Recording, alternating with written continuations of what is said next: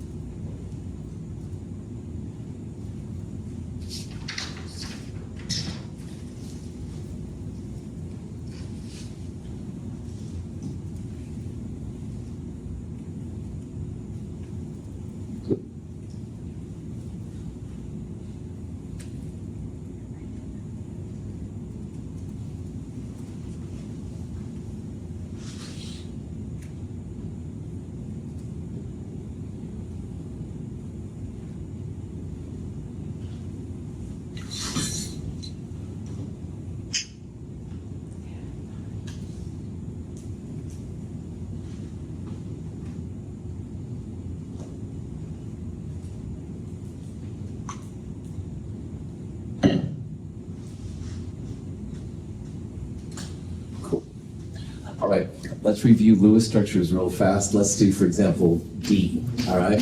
Carbon monoxide. In a Lewis structure, you need to know how many valence electrons you've got. Carbon is in group 4, 4A, so it has 4 valence electrons. Oxygen is in group 6, so it has 6 valence electrons, a total of 10 valence electrons. We usually divide by 2 because pairs of electrons are what we deal with Lewis structures. And then normally there would be like a central atom, like the carbon right there. Carbon monoxide is so simple, it doesn't have a central atom, but then we want to use those 5 pairs to just connect it. And the goal is to try and make everything have an octet. So we're first going to connect the 2. This is one of the 5 pairs. The more electronegative atom, oxygen, is closer to fluorine, so it's more electronegative. It gets the pairs first. So 3 pairs around that would give it an octet, and then the last pair would go on the carbon. Now, carbon really doesn't usually like having lone pairs, but with this very simple structure, this is kind of how this has to play out. But even more importantly, as we saw in the organic chemistry lab, carbon has to have 4 bonds. So it's going to steal not just 1, but actually 2 of the lone pairs from the oxygen. Now, oxygen doesn't have a super good formal charge here either, but everything has 4 pairs, which is kind of the underlying theory. So answer D is actually okay. It's a weird structure, but it's actually fine. However, if you look at B, NO minus 1, nitrogen is group 5, so 5 valence, oxygen 6. Negative means to add 1, positive means to take 1 away. So this has 12 valence electrons, or 6 pairs. Like the carbon monoxide, it's so simple, there's no central atom. So we'll use 1 pair to connect, 5 pairs left. 1, 2, 3, 4, 5. That gives all the pairs we've got.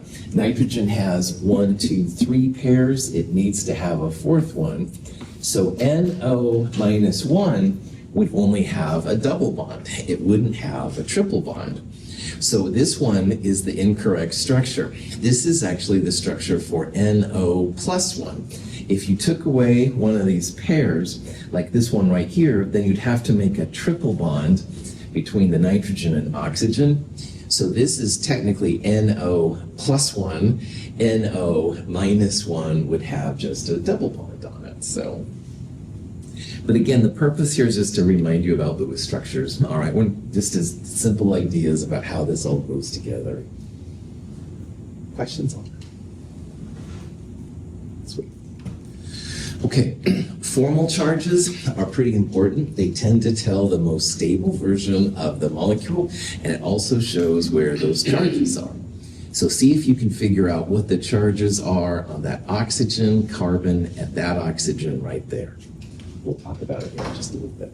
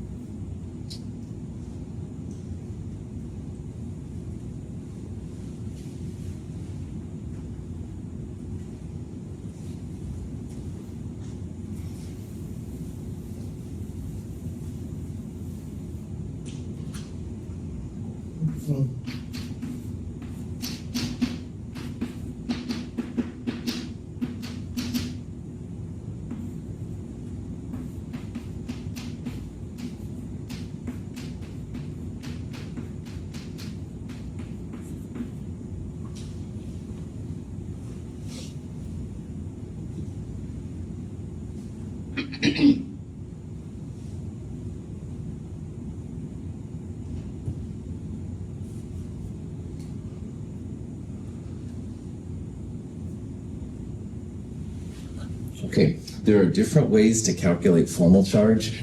Officially, formal charge is the group number of the atom minus each lone pair electron minus the number of bonds. So as an example for this oxygen right here, oxygen's group number is 6A. So 6 goes right there. 1, 2, 3, 4 lone pair electrons, and this has 2 bonds. So the formal charge of that oxygen is 0. Anytime oxygen has 2 lone pairs and 2 bonds, like a double bond here or 2 single bonds, always going to have a formal charge of 0. The carbon is also going to have a formal charge of 0. Group number 4, it has no lone pair electrons, but it has 1, 2, 3, 4 bonds. So the carbon also has a formal charge of 0. If you want to do hydrogen, although it's not part of this problem, group number 1, no lone pair electrons, 1 bond is 0. But this oxygen right here, group number 6, it has 1, 2, 3, 4, 5, 6 lone pair electrons and 1 bond. This one's going to be -1. So when you figure out all these things, answer D would make the most sense. Now the sum of all the formal charges equals the charge on the ion if there is one. So this formate ion has a -1 charge. So 0 plus 0 plus minus 1 and even 0 from the hydrogen all goes to 0. So this is a pretty good structure. Questions on it? Now you can extend the ideas of Lewis structures using VSEPR to figure out bond angles and all kinds of things. See if you can find the bond angles that are listed here. So 1 is the HSC angle, angle 2 would be the OCO, and angle 3 would be the H and H angle. See if you can figure out what they are. We'll talk about it here in just a second.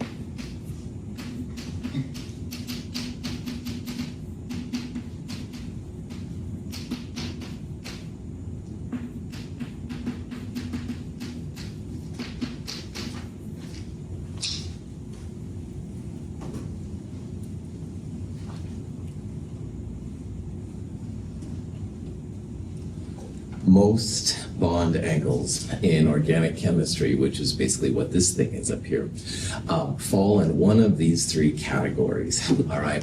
And the way to figure it out is you want to look for the electron pair geometry.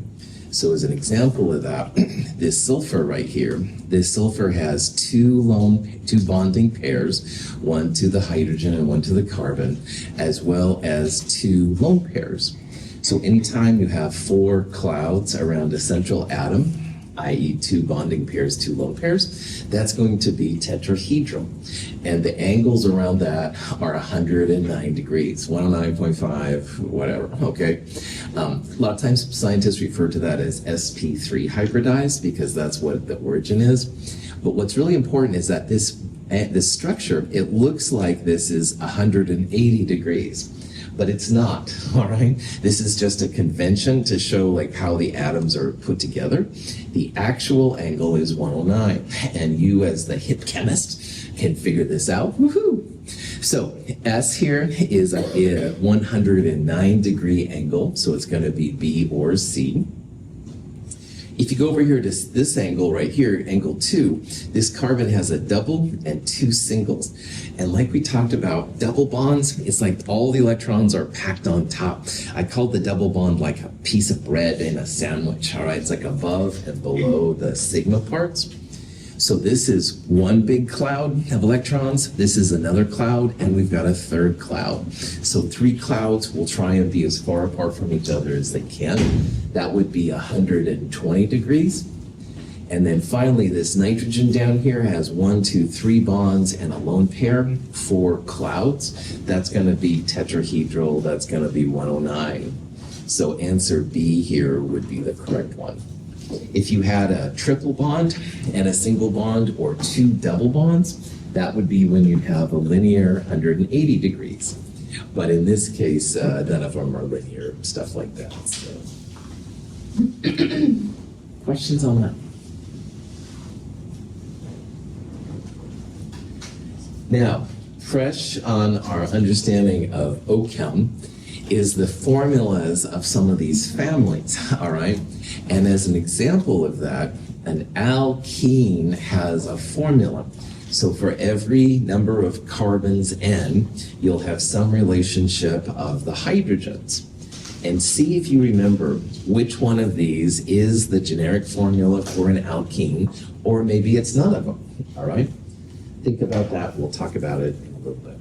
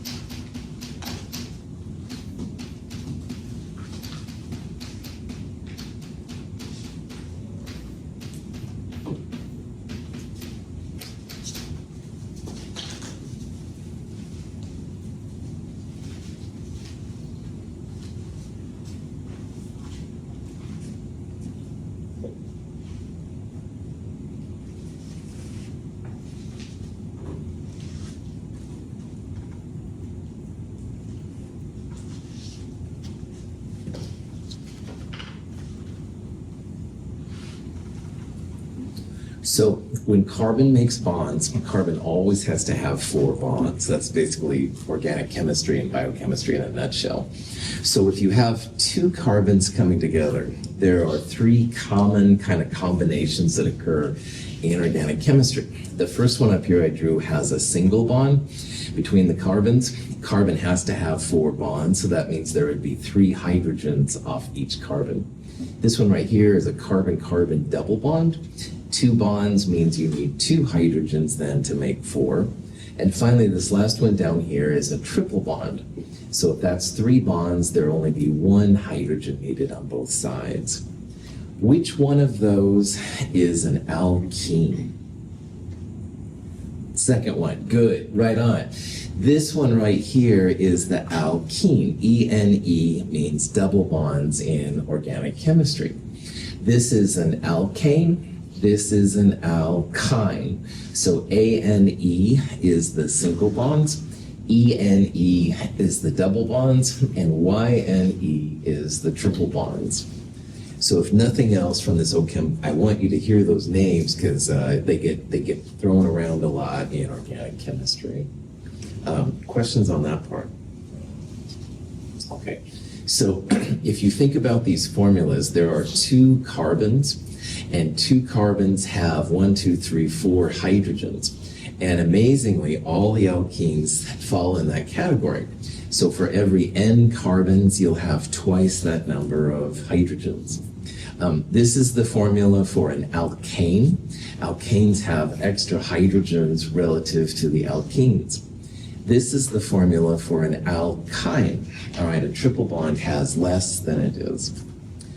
This is also the formula for a cycloalkane, which is another family. Just realize that if you just have a structure, sometimes it's difficult to know. This is, I don't know, an alcohol or ether or something like that. So. Questions?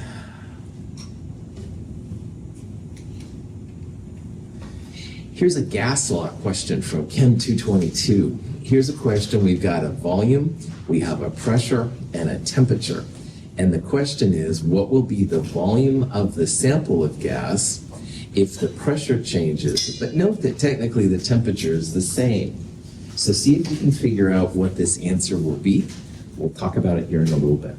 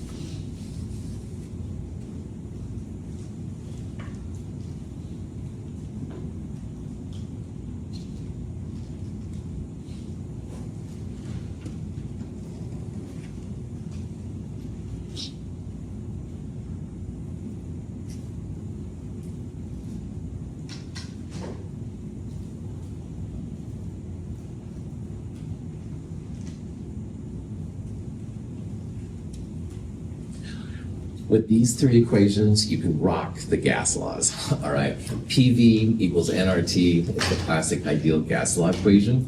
Pressure, volume, moles, gas constant, 0.082057, Kelvin temperature. Kelvin temperatures, really important for gases. You can see how you're dividing by a temperature. If you try to divide by 0, your calculator freaks out on you. So always make sure you use Kelvin. PM equals DRT, pressure, molar mass of the gas, density of the gas, R gas constant, 0.02057, and the temperature. So if you have a question about molar mass or density, use this one. Finally, this is called the combined gas law equation sometimes. P1V1 over T1 equals P2V2 over T2. Now, because R is not here, you can keep pressure and volume in whatever units are given. Still got to go Kelvin, though, for the temperature. Now, on this problem, though, the temperature does not change. So even though it's listed twice, if you want, you can just ignore T1 and T2. T2 over T1 would cancel out. So it kind of comes down to P1V1 equals P2V2. You want to solve for V2.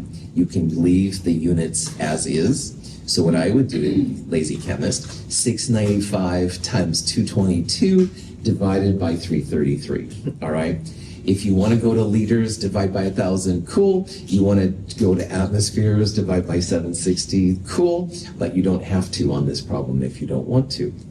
So if you do all that, 463. Here's the volume. I threw the 273s in, but you don't really have to. It's an optional thing. They do cancel out. Any questions on that? If you use one of these equations, then you've got to use atmospheres, liters, Kelvin, and moles, all right? But when it comes to this one, sometimes you can cheese out, nice term, cheese out on the pressure and the volume. Temperature still has to be Kelvin, but the other two are both ways. Any questions on that? So, here's a question about gas density. We got all these gases, and it says which one's going to have the greatest density at this temperature and pressure. Density should tune you in that this is where you want to use PM equals DRT. They're all at the same pressure, P. They're all at the same temperature, all right? So what is density going to relate to? Molar mass. So see if you can figure out which one of those will have the biggest density. Think about the molar mass of the gases.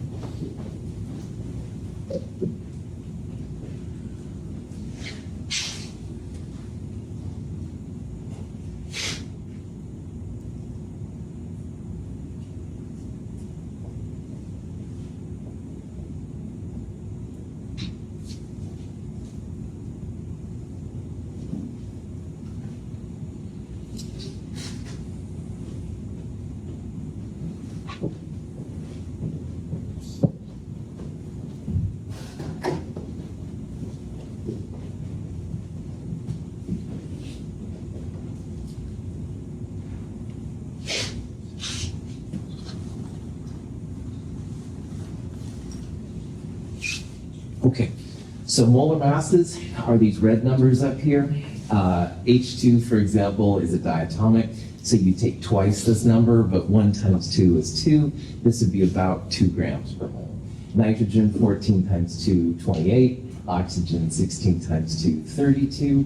So of those three, 32 would be the biggest molar mass. And molar mass will directly impact your density. So as this M goes up, the density will go up too. So for those three, O2 would be the biggest one. Carbon dioxide, though, has not only 2 oxygens, but a carbon. It's about 44 grams per mole. So that's a bigger M. That'll have a bigger density. But whoa, if you look at xenon number 54, it's about 131 grams per mole. That's a lot bigger even than CO2. So the xenon has the highest molar mass. It should have the highest density. You don't really have to calculate the density. You just have to look at the trends of how this stuff works out. Molar mass goes up, the density of the gas goes up. So, questions on that? Ideal gas is awesome, but there are some places where it breaks down. I think this is one of the ones we can just kind of go through without actually talking about. The ideal gas law doesn't work very well under low temperature and high pressure conditions. All right, that's just something to know. So my beloved PV equals nRT, which is also PM equals DRT, works great most of the time, but it doesn't work super good at low temperatures and high pressure. At low temperatures, you begin to have the gases coalesce more often to liquids or possibly even solids. So you begin to get some different phases sometimes at low temperature. That's why it doesn't work real well. High pressure is where the intermolecular forces start kicking in. We assumed that all the gases didn't have any intermolecular forces. Well, you can't really start ignoring that if the pressure gets too high.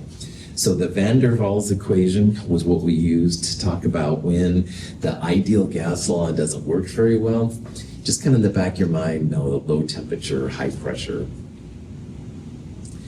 Any questions on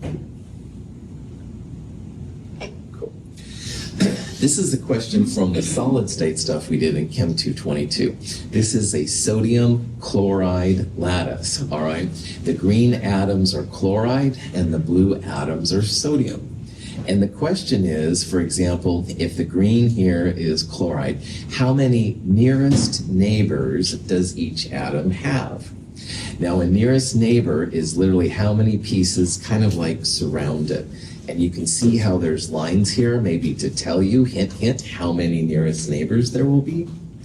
See if you can figure out how many nearest neighbors each of those atoms would have in this lattice.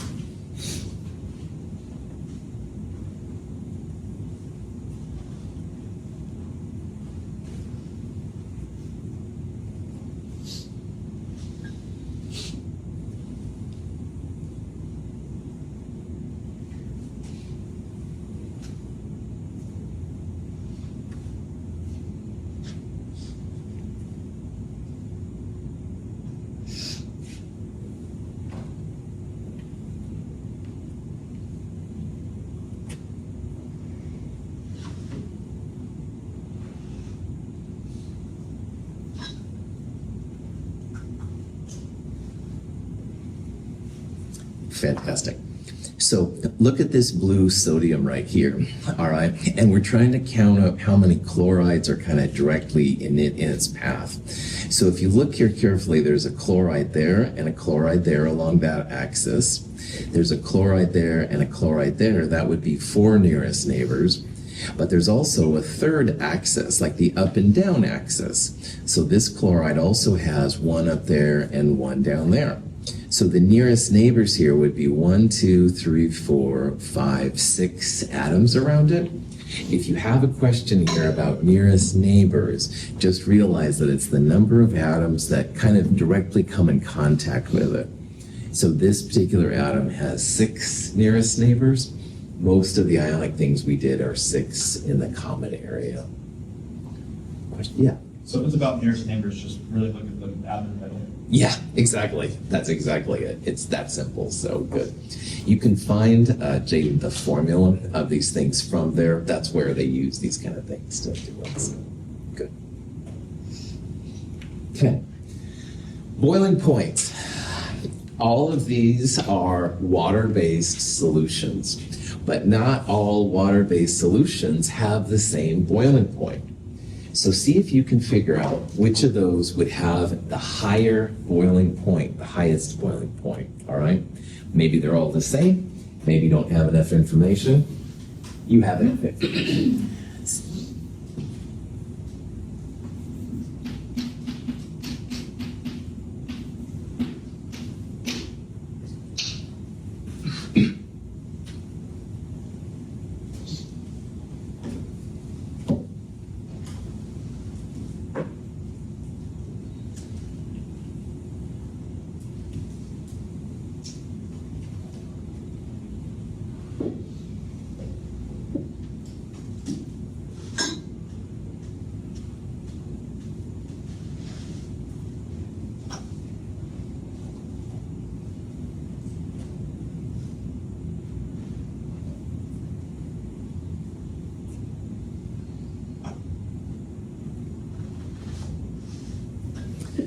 All right, in Chem 222, we use delta T equals K times M times I. And this reflected not only the boiling point elevation, which is what we're talking about here, but also freezing point lowering, depression, stuff like that. In terms of boiling, the things that make your delta T bigger, and this is the difference between pure water and the solution, the things that make boiling points bigger are the K. This is solvent-based, that doesn't change. But it is affected by the molality, which is this number, and I. Now, molality, 0.15, is bigger than 0.10. So just based on molality, you'd say, oh yeah, sugar is going to be higher. But I is the Van Hoft factor, and I represents the number of ions you get when the substance dissolves in water. Now, sugar in water stays as sugar, but NaCl will break up into Na plus and Cl minus. Like you put sodium chloride in water and stir it up, the crystals go away, but if you taste it, you can then taste the salty waters, this kind of thing. So I is literally the number of ions. So sodium chloride has one Na plus and one Cl minus. The I factor would be 2. So the higher one will be the NaCl because of the I factor. I just want to kind of remind you about these I factors. They can really mess with boiling point elevations as well as freezing point depressions. I watched this show the other day. This woman was she was cave diving, which is just freaking me out. Anyway, that's another story. But anyway, she was cave diving in the Antarctic, and I guess there were so many ions around that the freezing point with the water was lower than 0 Celsius. It was like hyper cold. It was in the Antarctic, obviously, but it should still be 0. But because of all the ions, it was lower than 0 where she was diving. And I was like, anyway, it blew my mind. But anyway, boiling points are higher, freezing points are lower when you have a solution. So pure water freezes at 0, boils at 100, but if you put salt water in or something, the boiling points will go up and your freezing points will go down. Questions? You can use these things to find the molar mass of a compound. This is what we did in Chem 222 with a freezing point problem like this one. And so what you can do then is use delta T equals KMI. You first solve for molality. Molality times the kilograms of solvent will give you the moles. And then finally, the grams of your unknown divided by the moles will give you the molar mass. See if you can do this. Remember that M always has to be a positive number. So regardless of what K or delta T is, your M will always be positive. And erythritol is like sugar. It's going to have an I factor of 1. You don't have to worry about that.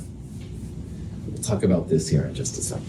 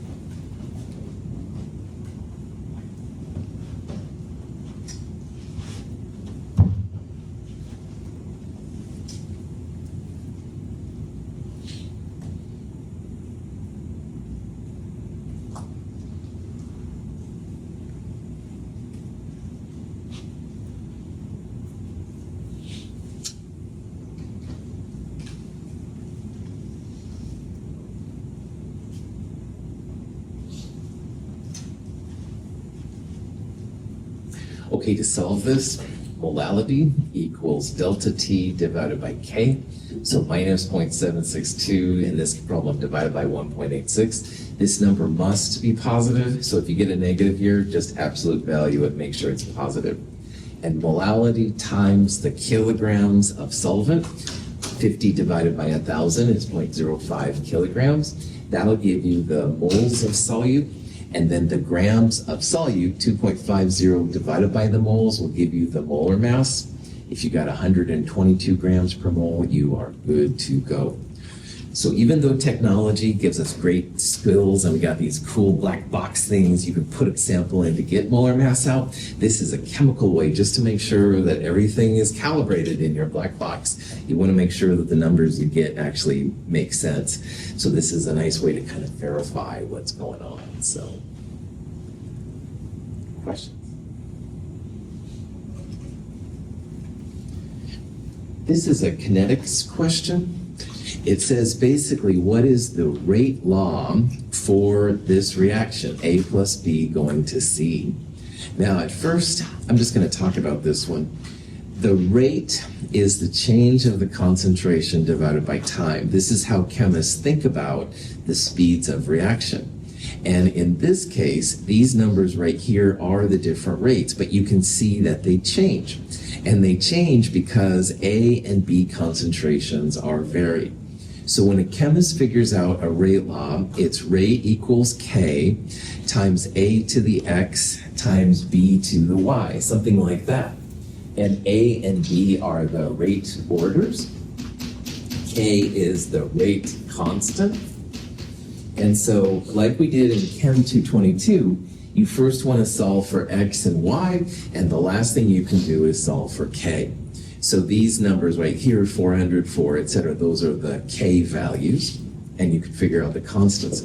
So to find X and Y, what you want to do is you want to find a set of conditions where one chemical changes, but the other one doesn't. So the B here stays the same. The A is doubled, 0.10 to 0.20, and you can see how the rate here goes from 40 to 80. So doubling A, you see a doubling of the speed. Little x and little y can be 0, 1, or 2 only. No other possibilities in my classes anyway.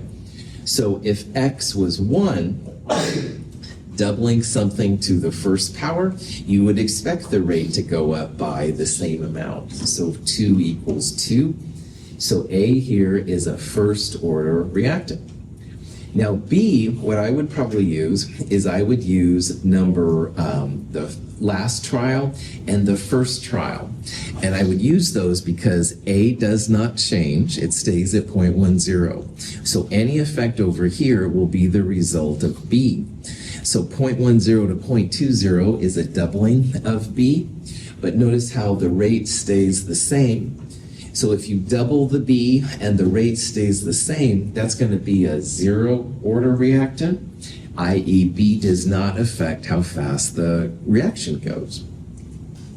So in this problem, A is first order, B is zero order, and anything to the zero order is just 1, so you don't really have to put B there at all. You could put B to the 0, but it would just honestly take up space. But once you have the first and the 0 order, the last thing to do would be to solve for K. So in this problem, if B doesn't affect it, rate 40 equals A, or K, which we don't know, times A to the first order, which is just 0.10, B to the 0 order, which is 1. So it basically comes down to 40 divided by 0.10 equals the K value. And if you do all of that, that's where this 400 number comes from. So this is the fancy way then to express your values, finding the rate constants, the orders, stuff like that. Again, this is stuff we did at Chem 222. I haven't thought about it too much in this class. Any questions? Okay, the important part is that these orders will be 0, 1, or 2 only, all right? A lot of first orders, quite a few 0 orders, once in a while a second order.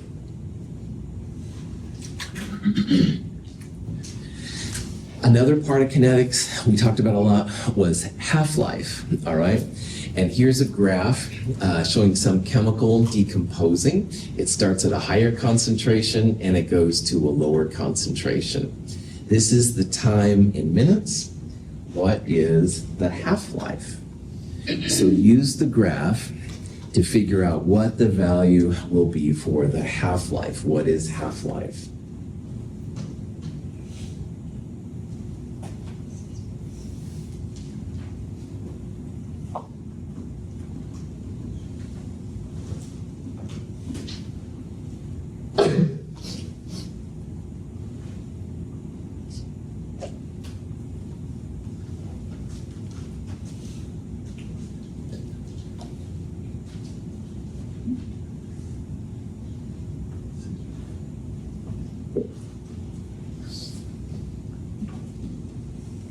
Cool. So if we start at 0.02 moles per liter, the time that we're looking for is the time it takes to go to half that concentration.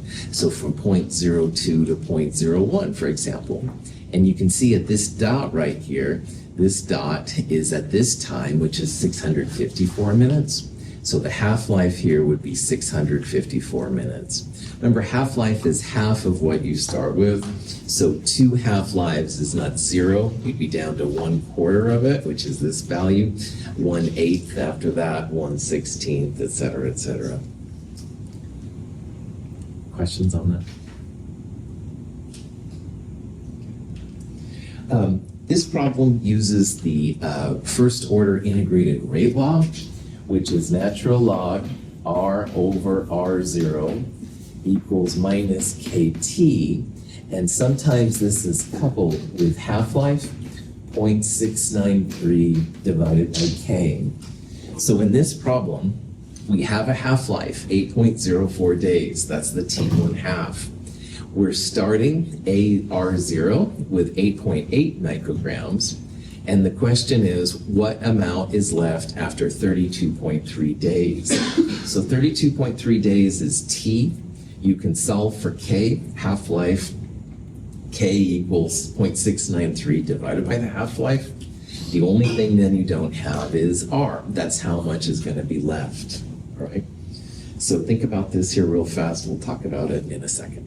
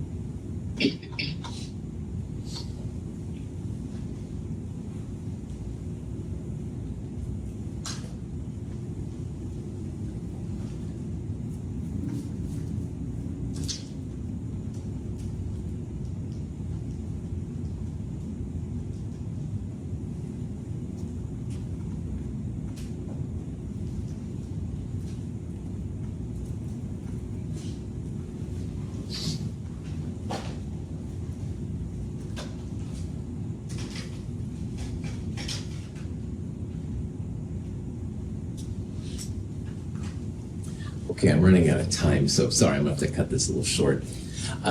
What you wanna do is K is 0.693 divided by the half-life, so I just put it right in there.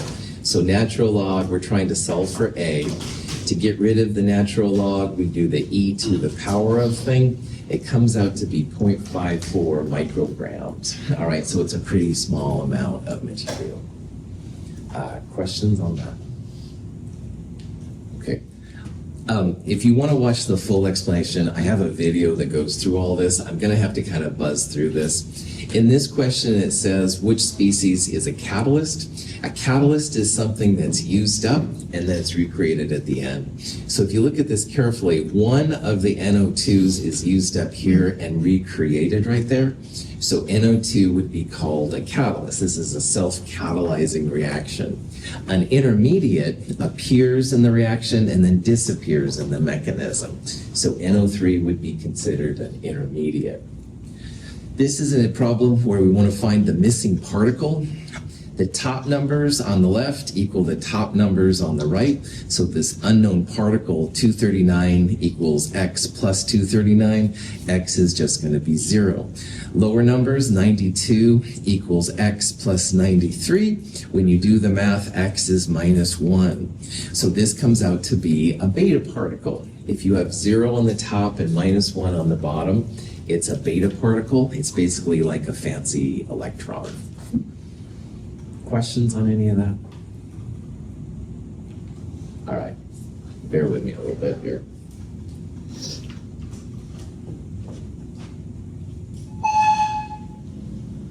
Oh, come where the cyanide silently flow, and the carburetes through o'er the outsides below, where the rays of potassium shine on the hill, and the song of the silicate never is still. Come, oh come, peroxide of soda and pivitum. Come, oh come, peroxide of soda and pivitum. While alcohol's liquid at 30 degrees, and the chemical change can affect manganese. While afterlives flourish and acids are free, shall my true heart be faithful, sweet science, to thee? Yes, yes, to thee. Yes, zinc, borax, and bismuth, and HO plus C. Yes, yes, to thee. Yes, zinc, borax, and bismuth, and HO plus C. What sulfides and chlorides and nitrates so dear, never names to my soul can so closely go here. So alkalis flourish and acids are free, shall my true heart be faithful, sweet science, to thee? Yes, yes, to thee. Yes. This is me after hours. Borax and bismuth and HO plus C. Yes, yes, to thee. Yes, zinc, borax, and bismuth and HO plus C. This very silly quick thing here is kind of important because I'll be honest, my number one goal has not been to teach you chemistry. I know, shameful chemistry instructor truth, but what I really want you to do is become ambassadors to science. And you know, the world is filled with some strangeness right now, but there's definitely some weird things happening in terms of how people perceive science. So I hope that you gather all this stuff and you just make educated decisions towards the future. And people think sometimes science is its own thing. This is some quotes here from Glenn Seaborg, who's one of my heroes. He became the dean of the academic department, and a lot of the other non-science groups were freaked out. And he had this quote, and I just love this. There's beauty in discovery, mathematics and music, a kinship of science and poetry, description of nature, the molecule. You should put different disciplines. You shouldn't put different disciplines in different camps. They're really all the same thing. And all people are sustained by the philosopher, the historian, the analysts and economists, the scientists, etc. It's the whole that counts. And I think that's part of it. And science is definitely a big part of it.